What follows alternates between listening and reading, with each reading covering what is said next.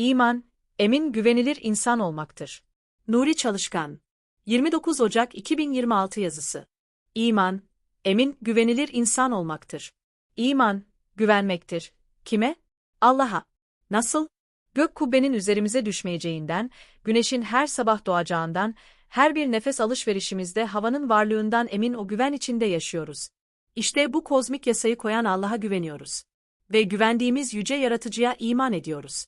Biz de bu iman ile güvenilen insan olmaya yemin ediyoruz.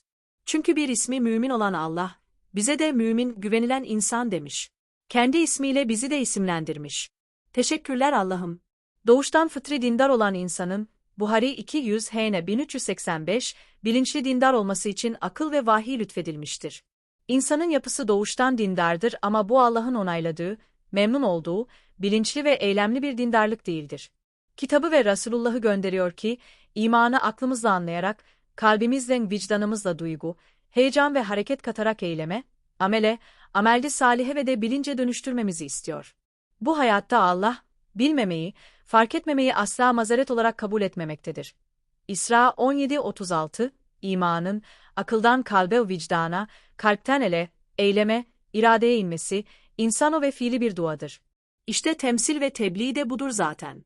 Direkt dile düşen iman, imandan öte sadece bir inançtır, söylemdir, övünçtür, avuntudur, la ilahe illallah kelimeci tevhidini bilinçsizce seslendirmedir. Din hayatın olağan akışı dışına, ilkeler ve değerler dışına çıktığı zaman sadece inanç olur, İslam olmaz. Bir söylemin, bir iddianın üstüne İslam yazınca veya iman ettim deyince, bu, dinciman olmuyor. Sadece inanç oluyor. Bu dünyada inançsız insan yoktur. Bir ateist bile inançlıdır. İnanç, başkasından taklit yoluyla alınandır. Sorgulanmadı, anlayıp bilince dönüşmedi ve içselleşmedi. Anak kız ikisi de Müslüman.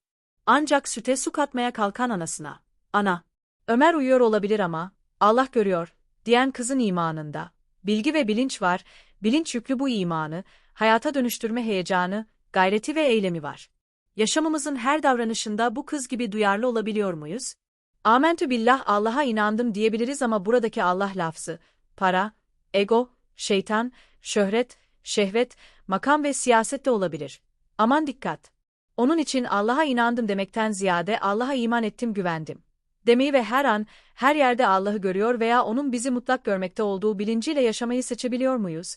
Buhari 1-19 Hn 50, zira bizler, inanç sahibi değil, iman sahibi Allah'a güvenen ve kendimizde güven veren müminleriz.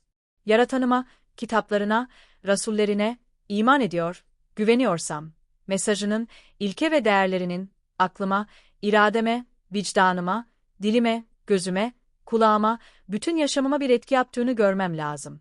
Bu yoksa, iman da yoktur, sadece dilde bir söylem, inanç vardır. Lütfen unutmayalım, din ilmi, amel ilmidir. İnsan, akıl, ilim ve kalp, vicdan, amel ile insan olur, Müslüman olur, mümin olur. İmanımızın bu dünyada bize olumlu, aktif iyi, doğru ve güzel bir katkısı olmazsa ölümden sonra da bir katkısı olmayacaktır. Çünkü salih amellerimizle yargılanacağız. Salih amellerimiz, eylemlerimiz, iyiliklerimiz, hayırlarımız ise bizim komşularımız olacaktır.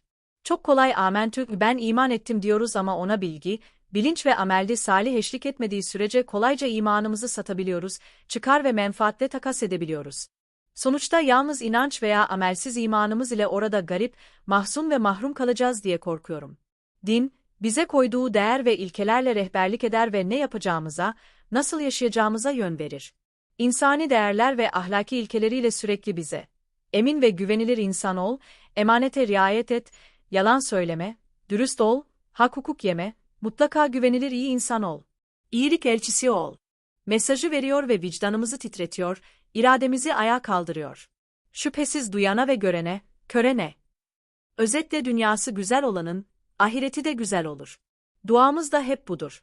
Bakara 2-201, tarlada izi olmayanın, harmanda yüzü olmaz. Burayı cennete dönüştüremeyen, orada cennetin kokusunu bile alamaz. Vs. Selam.